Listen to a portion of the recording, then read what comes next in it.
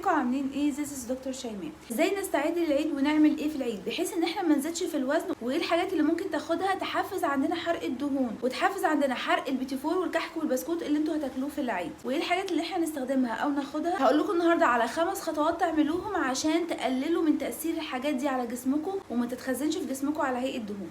تابعوا معايا الفيديو للاخر وما تنسوش تعملوا اشتراك في القناه. اول حاجه، لو انت لسه بتاكل حلويات لحد دلوقتي ابدا قلل الحلويات في يومك او امنعها خالص. كمان ابدا قلل النشويات في يومك، ده هيساعدك تخرج الميه الزياده الموجوده في جسمك وتغير النظام اللي انت ماشي عليه بقالك شويه. تاني حاجه، ناخد بالنا كويس قوي من نوع الدقيق اللي احنا هنستخدمه في الكحك والبيتيفور والبسكوت. الاحسن ان احنا نبعد عن دقيق القمح والدقيق الابيض، والاحسن ان احنا نستخدم نوع تاني من الدقيق زي دقيق الشوفان او دقيق جوز الهند، بيكونوا احسن كتير وفيهم نسبه كويسه من الالياف، فده بيقلل امتصاصهم في الجسم. كمان مش هيرفعوا سكر الدم عندك بسرعه. طيب في انواع كتير من الكحك والبيتيفور والبسكوت بيكونوا محشيين حاجات كتير قوي، في اللي محشي ملبن وفي اللي محشي عجوه. احسن حاجه ايه؟ ان احنا ناخد حاجات تكون فيها مكسرات، مرشوش على وشها مكسرات او بتكون محشيه مكسرات، او حتى ناخدها ساده وناكل احنا جنبها شويه مكسرات يكونوا مش متحمصين، لان المكسرات بتكون مليانه بالالياف ومليانه بالدهون الصحيه، فده هيقلل عندك امتصاص الحلويات اللي انت هتاكلها دي في الدم. طيب نحط سكر على الكحك ولا لا؟ الاحسن ان انت لا، ما تحطش سكر على الكحك بتاعك، بس لو انت حابب ممكن تستخدم سكر دايت، او الافضل انك تاكله ساده خالص.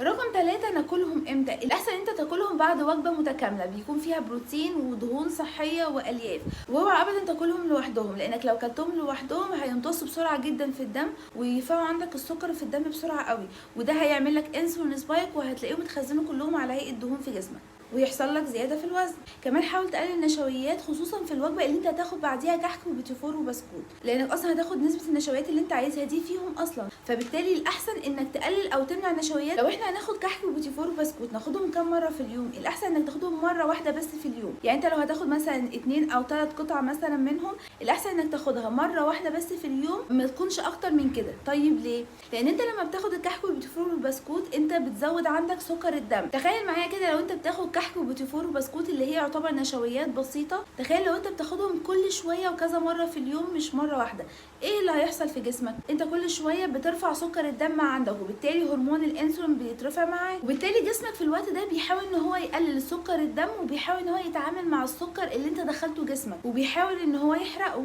تقوم انت تيجي بعد 3 أو 4 ساعات مثلا تقوم مدخله سكر تاني، فيقوم رافع سكر الدم عندك اكتر، فيعمل انسولين سبايك اكتر ويزيد عندك هرمون الانسولين في الدم، وده مضر جدا للجسم، ان الجسم ما بيقدرش يتعامل مع كميه السكريات اللي انت بتديها له دي ورا بعضها، وبالتالي هيبدا يحفز تخزين الدهون عندك في الجسم ويعمل لك زياده في الوزن. فانت كل ما جسمك يحاول يتعامل مع السكر اللي انت دخلته يلاقي ان انت دخلت له سكر تاني، فما بيقدرش يتعامل معاه وما بيقدرش ان هو يحرقه، فيبدا يخزنه على هيئه دهون في الجسم ويحصل لك انت زياده في الوزن. عشان كده الاحسن انك تاخدهم مره واحده بس في اليوم. طب ناخدهم امتى بالظبط؟ هل بعد الفطار ولا بعد الغداء ولا بعد العشاء؟ الاحسن ان انت تاخدهم بعد الفطار بتاعك الصبح. طيب ايه السبب؟ اول حاجه لان انت اصلا جسمك الصبح بيحرق النشويات احسن بكتير قوي من بالليل، لان انت بالليل تقريبا جسمك ما بيقدرش يحرق نشويات، ولو كلت اي نشويات بالليل غالبا بتتخزن في جسمك على هيئه دهون.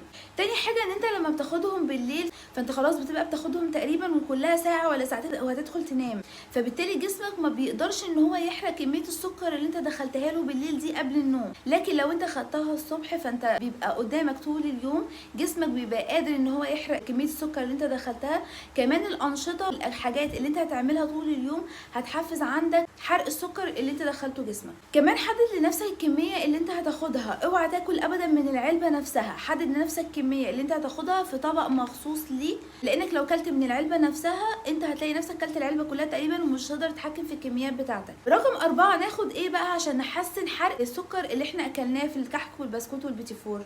اول حاجه هناخد الكروميوم، والكروميوم ناخده قبل الفطار بتاعنا بنص ساعه على الاقل، هيحفز حساسيه الخلايا لهرمون الانسولين، كمان هينظم عندك سكر الدم. قبل ما هناكل كحك وبيتيفور او بسكوت هناخد كوبايه ميه عليها معلقه كبيره من خل التفاح العضوي، كمان هنزود عليها ليمون ونشربها قبل ما ناكل الكحك والبيتيفور والبسكوت بتاعنا. المشروب ده يا جماعه بيحفز حرق الدهون جدا، بيقلل امتصاص السكر في الجسم، كمان هينظم سكر الدم عندك ويساعد على حرق السكر اللي انت اكلته، فهو حقيقي ممتاز جدا. طب ناخد ايه تاني غيره؟ ممكن ناخد قرفه، ممكن ناخد جنزبيل، ممكن وناخد شاي اخضر. وطبعا المشروبات دي ممكن ناخدها بعد ما ناكل الكحك والبيتيفور والبسكوت. رقم 5، بعد ما تاكل بربع ساعه او نص ساعه تقريبا حاول تقوم تتحرك، امشي في المكان اللي انت فيه او انزل امشي شويه لمده ربع ساعه او نص ساعه. انت كده بتساعد جسمك ان هو يحرق السكر اللي انت اكلته اكتر، وعشان كده الجسم مش هيضطر في الوقت ده ان هو يفرز كميه كبيره جدا من الانسولين عشان يقدر يحرق السكر اللي انت اكلته. انت هتساعده ان هو يحرق السكر ده، فبالتالي هيقل افراز الانسولين في الدم عندك، وبالتالي السكر ده مش هيتخزن على هيئه دهون في جسمك لانك اوريدي حرقته لما عملت رياضه واتحرك.